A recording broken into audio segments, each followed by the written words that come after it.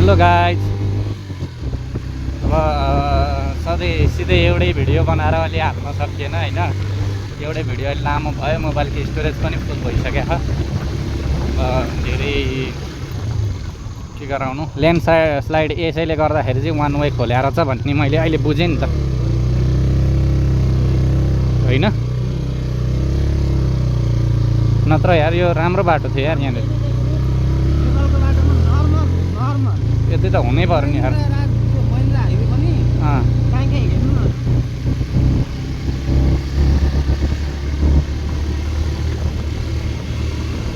Landslide राम्रै भएर छ यतातिर।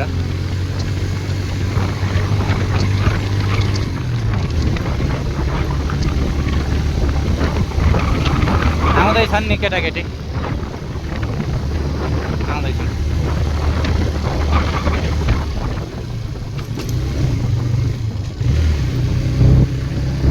यहाँबाट गएको हो क्या अस्ति हामी, यहाँबाट छिरेर माथि थोरै घुमेन त्यसका बाजेको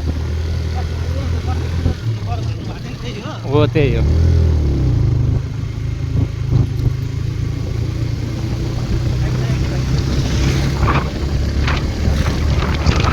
वीरगञ्ज काठमाडौँको गाडी नि गुरु।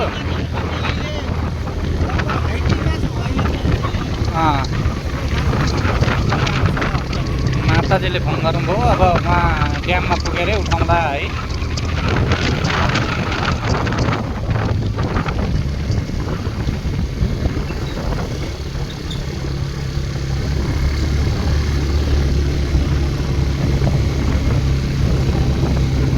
कुलेखानी 1 किलोमिटर मात्रै हो नि गुरु। जङ्गल हेर्नु नि यार, पाखो कस्तो दामी क्या है। यतिको राम्रो ठाउँलाई नराम्रो भन्न मिल्छ र?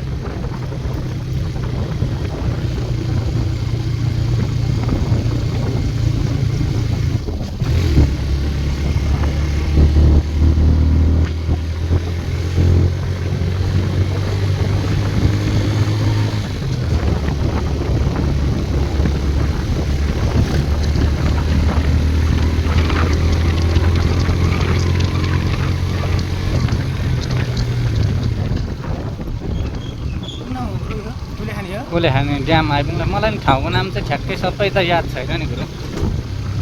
बाटो हिँडेको हो, बसेको छैन होइन। त्यही भएर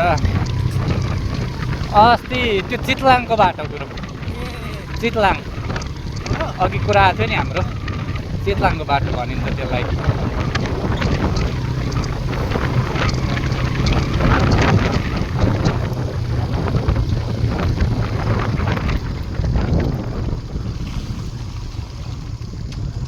आउँदै हुनुहुन्छ गुरुहरू, पछाडिका हाम्रो मित्रहरू आउँदै हुनुहुन्छ कि के कसो गुरु?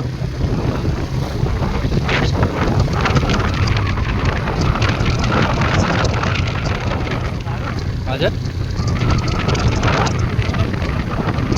ए हजुर, अहिले यो चिसो ठाउँ भएको हुनाले त्यही भयो।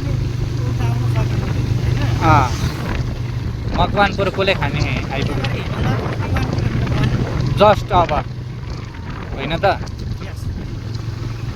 जो 41 भनेको धेरै होइन नि, होइन?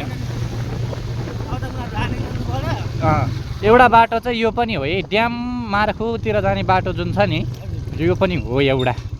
हामी चाहिँ एकछिन उहाँहरूलाई पर्ख्यौँ होइन, अनि पर्ख्यौँ ल। अब हामी अगाडि फेरि ड्यामतिरै लाग्यौँ हामी होइन।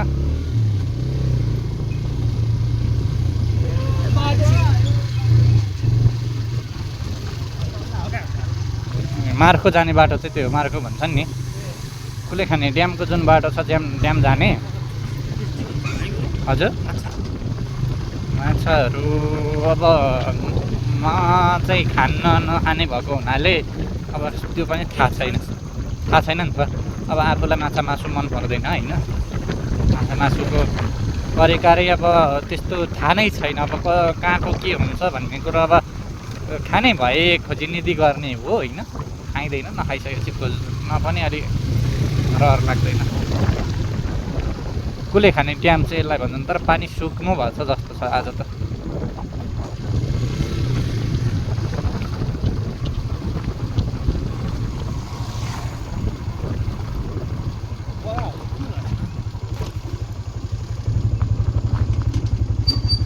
ल कुलेखान ड्याम कुलेखान ड्याम इन्द्र सरोवर जुन भन्छन् नि गुरु त्यो चाहिँ यही हो यो